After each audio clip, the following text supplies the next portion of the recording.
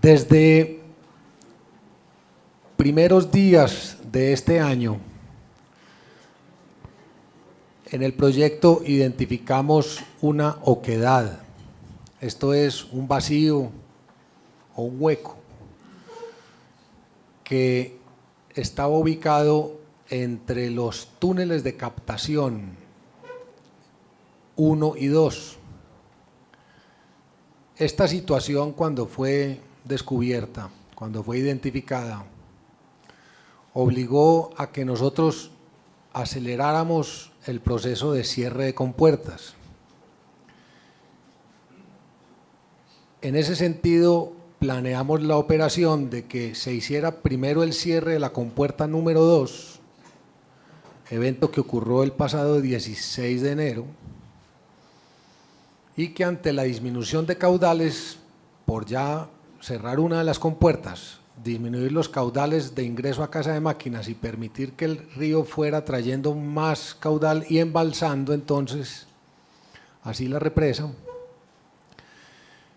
se cerrara la segunda compuerta en tanto el embalse alcanzara la cota 401, ya cuando a través del vertedero fluyera el río, y en ese momento cerrar entonces la compuerta número 1. Cuando hicimos el cierre de la compuerta número 2,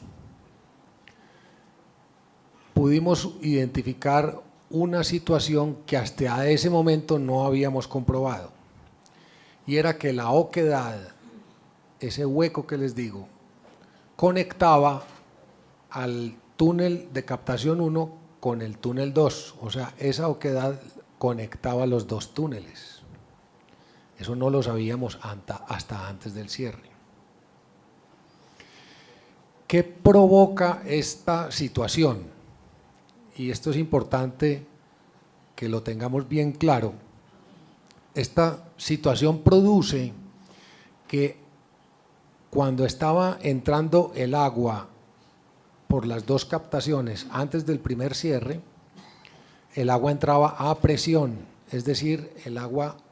llenaba el 100% de los túneles. Pero al quitar entonces la mitad del caudal, cerrando una de las compuertas y sabiendo que estas dos ya estaban conectadas abajo en la oquedad, se nos presenta entonces ya no un ingreso del agua por flujo a presión, sino que el ingreso se convierte lo que se llama en flujo libre o en cascada. Es decir, que por la captación 1 quedó entrando aire y agua, cuando antes del cierre de la compuerta entraba solo agua. Al presentarse entonces ese nuevo fenómeno, estuvimos analizando esto, qué consecuencias podría generar en el sistema, es decir, el cambio de flujo a presión por el cambio a flujo libre luego del cierre de la compuerta. Y lo que pudimos identificar como más relevante era que la presión que ejercía el embalse en el sitio de la compuerta, en la captación, en la reja coladera de captación y en la infraestructura, en lo que podríamos llamar como la boca toma, la presión allí se aumentó significativamente, porque al no estar a presión detrás de la reja, o sea, aguas abajo de la reja ya no estaba a presión, sino que estaba a flujo libre, mientras que en el embalse estaba completamente lleno. Esa diferencia de presiones aumentó entonces el estrés sobre esa infraestructura de captación. Estuvimos entonces haciendo unos análisis muy profundos que los llevó a cabo la firma Integral y nos entregó el día de ayer los resultados. Estos resultados nos dicen que evidentemente mientras más vaya subiendo el embalse, mayor es la diferencia de presiones antes y después de la reja, y por lo tanto mayor el estrés sobre esta infraestructura.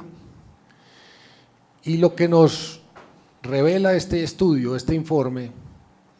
es que en los niveles actuales ya se sobrepasaron las normas de diseño, o sea que la resistencia de la estructura es totalmente incierta,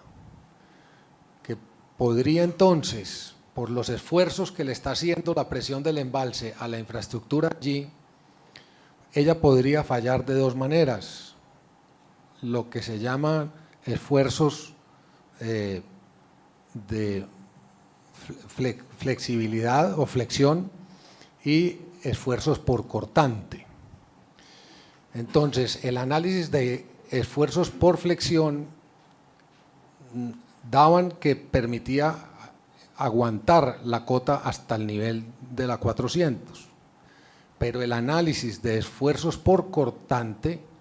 nos daba que cada metro que subiera el embalse estábamos en mayor estrés, en mayor incertidumbre y en mayor potencial de que esa infraestructura de captación colapsara. Ante esta situación se analizan las consecuencias, y las consecuencias de un colapso en la estructura de captación inicialmente es la pérdida del control de las aguas, o sea, si se pierde la estructura de captación, el agua quedaría entrando a casa de máquinas con una alta probabilidad de que no se pudiera controlar esta misma. Y el no control de las aguas en el proyecto podría generar en un mediano plazo un deterioro mayor de toda la infraestructura interna de casa de máquinas y de captación, con una afectación potencial a la seguridad y a las vidas de las comunidades aguas abajo del proyecto. O sea, es prioritario que el proyecto conserve el control de las aguas, porque controlando las aguas es que le podemos brindar seguridad a todas las comunidades aguas abajo del proyecto. Siempre hemos nosotros mantenido ese parámetro de actuación, tanto de la empresa como a nivel de la alcaldía, la gobernación y el presidente de la República. Siempre hemos mantenido el parámetro que la prioridad es preservar las vidas de los ciudadanos,